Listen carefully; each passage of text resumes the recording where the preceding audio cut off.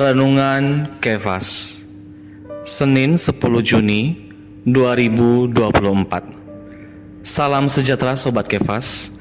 Tuhan Yesus begitu baik, sehingga hari ini kita masih diberi kesempatan untuk menikmati firman-Nya. Mari kita siapkan hati dan roh kita untuk menerima firman-Nya.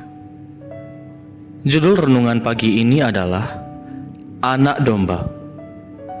Keluaran 12 ayat 21.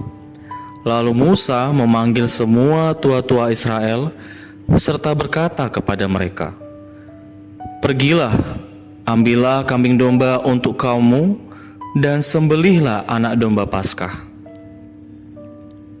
Pada mulanya Bani Israel menikmati anak domba Paskah. Kita tahu bahwa anak domba adalah lambang dari Kristus. Ketika mereka masih berada di Mesir, mereka sudah menikmati Kristus. Namun tanah Kanaan pun melambangkan Kristus. Anak domba itu Kristus, tanah itu pun Kristus.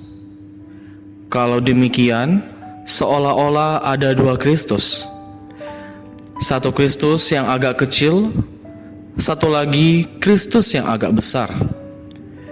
Satu Kristus yang sekecil anak domba Paskah, satu lagi Kristus yang sebesar tanah Kanaan.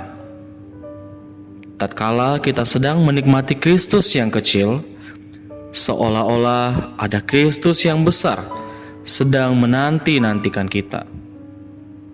Karena itu, kita harus maju ke arah sasaran ini untuk menikmati Kristus yang sedemikian. Tidakkah demikian? Kita harus nampak. Yang pertama, kita wajib menikmati Kristus sebagai seekor anak domba. Kristus adalah anak domba penebus dosa kita. Kita harus terlebih dulu ditebus olehnya. Kemudian, baru kita dapat memperoleh Dia sebagai Sang Al-Muhid. Kita harus menerima Dia sebagai anak domba Paskah. Karenanya, kita adalah kelompok yang mulai dari bagian pertama kitab Keluaran. Jika kita ingin memasuki tanah Kanaan, kita harus memulai dari tempat ini. Kita harus memiliki Paskah. Kita harus mengalami Kristus sebagai anak domba Allah. Lihatlah, anak domba Allah terdapat pada awal Injil Yohanes. Sedang pada akhir kitab itu, Kristus adalah persona yang tak terbatas yang dimiliki murid-muridnya. Pada mulanya, Yohanes Pembaptis memperkenalkan Kristus sebagai anak domba. Tapi pada akhirnya, Kristus adalah persona yang tak dapat dibatasi oleh ruang dan waktu. Tidak ada apapun yang dapat membatasi persona yang telah bangkit ini.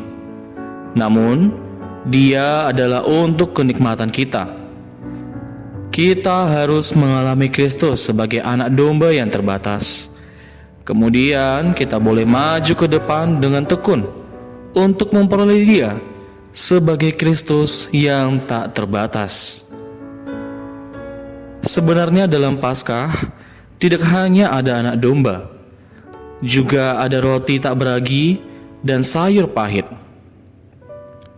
Di sini kita memiliki dua jenis kehidupan lagi. Anak domba adalah kehidupan hewani. Roti tak beragi dan sayur pahit ini adalah milik kehidupan nabati. Pada saat Anda beroleh selamat, tak peduli Anda menyadari atau tidak, Anda sudah mengalami Kristus sebagai kedua jenis kehidupan tersebut. Anda mengalaminya sebagai anak domba penebus dosa. Anda pun mengalaminya sebagai kehidupan yang melahirkan dan berkembang biak.